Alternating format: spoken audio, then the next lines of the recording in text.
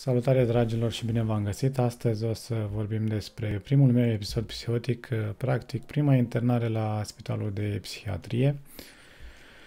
Am scris și pe blog despre ea, dar am zis să fac și un video pentru că e mai ușor să urmăriți povestea în format video. Dar dacă vreți să aflați detalii, intrați și pe psychotics.wordpress.com ca să citiți toate detaliile. Bun, pentru cei care nu mă cunoașteți, eu sunt un băiat dintr-o familie ok, o familie cu venituri medii, adică nu pot să zic că am lipsă de ceva, asta ca să vă faceți o idee despre cine sunt și de unde vin. Deci a fost super ok și în copilărie și ca viața de adult. Singura chestie a fost că m-am stresat foarte mult cu școala. Și apoi la facultate am intrat și într-o asociație de voluntariat unde și acolo m-am stresat foarte, foarte mult, deși nu aveam practic de ce să mă stresez, dar mă rog, așa sunt eu. Deci da, am avut o copilărie fericită, normală, părinți super ok, foarte de treabă, dar stresul și factorul genetic au dus probabil la această cădere psihică a mea. De ce spun că factorul genetic? Pentru că mai am în familie un caz și o rodă foarte apropiată mie a fost și ea internată la Spitalul de Psihiatrie, deci factorul genetic cred că a contribuit. Mai am încă altă rudă care aceea nu a fost internată la Spitalul de Psihiatrie, deci a fost probabil ceva moștenit la mine și la cealaltă rudă. Bun, cum s-a întâmplat primul episod psihotic? Păi eram în facultate prin anul 2, prin primăvara lui 2009 și pe scurt am început să am unele gânduri bizare și să mă comport anormal.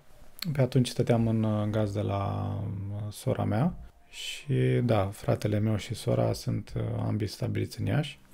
Și înainte de prima cădere psihică, după cum ziceam, niște întâmplări mai neobișnuite. De exemplu, m-am dezbrăcat în casă și mi-am imaginat că pot cu puterea gândului să mă teleportez în altă galaxie. Mă rog, am încercat de fapt să-mi fac rău cu cuțitul. L-am pus...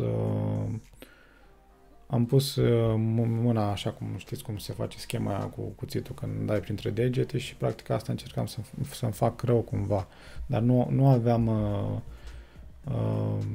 nu știu, era doar dorința, dar nu aveam curajul necesar să fac asta.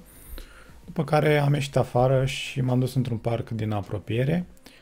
Acolo jucau niște copii fotbal, m-am intrat și eu în vorbă cu ei, am început să joc și eu fotbal. La un moment dat am început să-mi arunc geaca pe acolo, să-mi arunc telefonul. Din întâmplare erau niște polițiști care treceau prin zonă și m-am dus la ei, nu știu, tot așa credeam că sunt alt univers paralel, că nu mai am legătură cu celălalt univers din care veneam. În fine, am vorbit cu polițiștii ăștia, polițiștii le-am zis eu numărul de telefon a părinților, a fratelui meu. Până la urmă a venit fratele meu și m-a luat de acolo, m-am dus la el acasă. Pe drum tot așa niște discuții anormale cu fratele meu. Acasă la fratele meu era o emisiune pe atunci, dacă ați văzut episodul trecut am povestit un pic despre asta. Duminica în familie și practic mesajele care curgeau pe crawl credeam că mi se adresează mie și că am o misiune specială, credeam că trebuie să salvez eu lumea. Mă rog, nu știu de ce în 3 ani venea sfârșitul lumii, că era 2012 și atunci credeam că trebuie eu să salvez lumea de pe atunci. Bun, pare cam haotic așa ce s-a întâmplat, dar cam asta a fost înlănțuirea evenimentelor.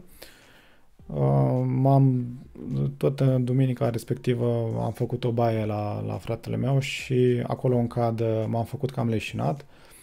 El a întrebat la un moment dacă sunt bine, eu n-am răspuns, el a intrat în baie, eu m-am făcut cam leșinat, deși nu leșinasem, eram cu capul sub apă, dar nu am leșinat, doar mă prefăceam că m-am înnecat sau ceva. Și da, după ce s-a întâmplat chestia asta, el nu știa ce să facă, a sunat la urgență, a venit ambulanța, m-a luat gol din cadă, că nu știa e urgență, nu e urgență, m-a dus la spitalul județean, acolo am încercat să-mi bage o sondă, să vadă dacă am ingerat niște substanțe, să-mi scoată urina, mă rog, nu știu exact ce voia să-mi facă.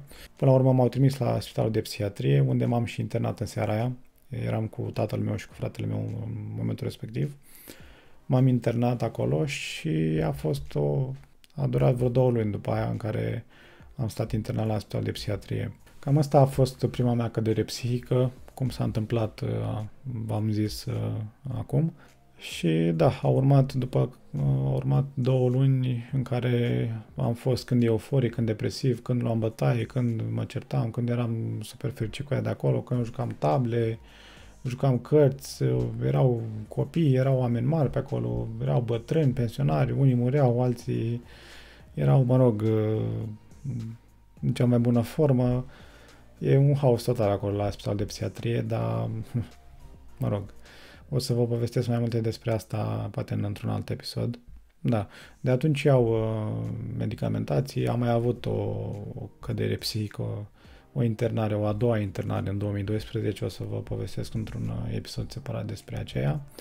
Și da, sunt pe medicamentații, am niște efecte secundare, după cum deja știți dacă mă urmăriți, niște tulburări de vedere și de la medicamentație și cam asta. În rest îmi trăiesc viața și da, fac ce-mi place deocamdată, chiar fac ce-mi place. Mersi pentru atenție, comentarii, like-uri, știți deja. Mersi și pa, pa!